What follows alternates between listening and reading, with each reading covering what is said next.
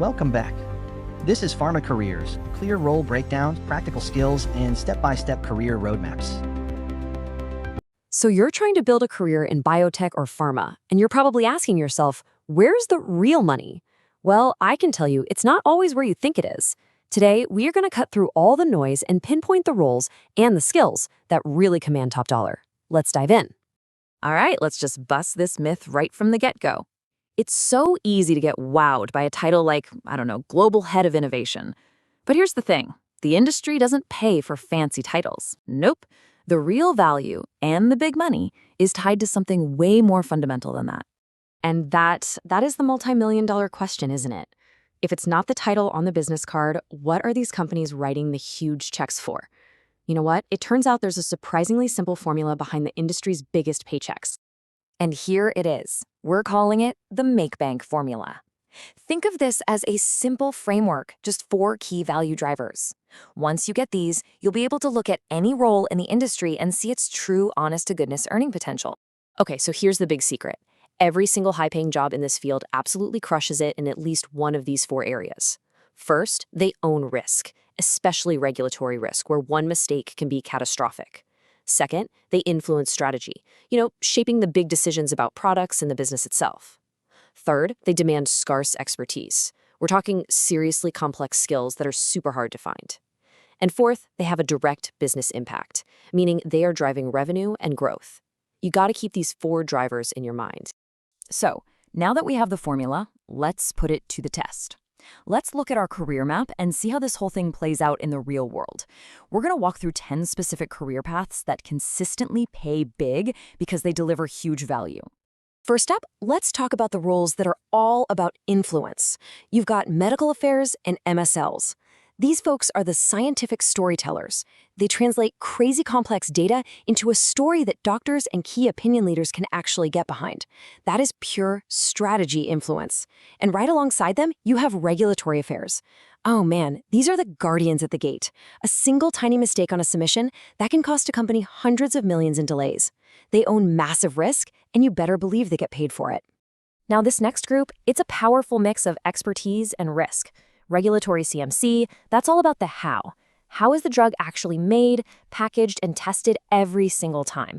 It is a deeply technical, super scarce expertise. Then you've got clinical trial management and pharmacovigilance, 2 absolutely massive risk ownership roles. One handles the insane operational risk of a trial, timelines, budgets, you name it, while the other manages the ultimate risk, patient safety. They're the ones looking for the side effects that could completely derail a billion-dollar drug. And our final group here really shows the whole spectrum. Biostatistics, that's a classic scarce skill, right? These are the people who use the data to definitively prove a drug actually works. Then you've got HEOR and market access. They influence strategy by asking the really crucial question, okay, this drug is great, but is anyone going to pay for it? And finally, validation and data integrity. They own risk by making sure every single manufacturing step, every piece of data can survive the intense heat of a regulatory inspection. It is high-stakes, super detailed work. Okay, so we know the high-value roles, and we know why they pay so well. But here's the thing. Knowing the destination isn't enough. You need the map. This next part is all about the how, and frankly, it's the part that most people get wrong. And this right here, this lays it out perfectly.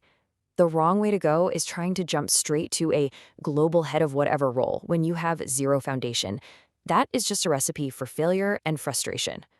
The smart approach, it's seeing each of these 10 paths not as a single job, but as a career ladder. You've got to find the entry door first. And this is the key takeaway, maybe for this whole thing. You don't jump to the top, you climb. All those high-value strategic roles, they're destinations. They are not starting points. A pharmacovigilance leader, they probably started out in case processing.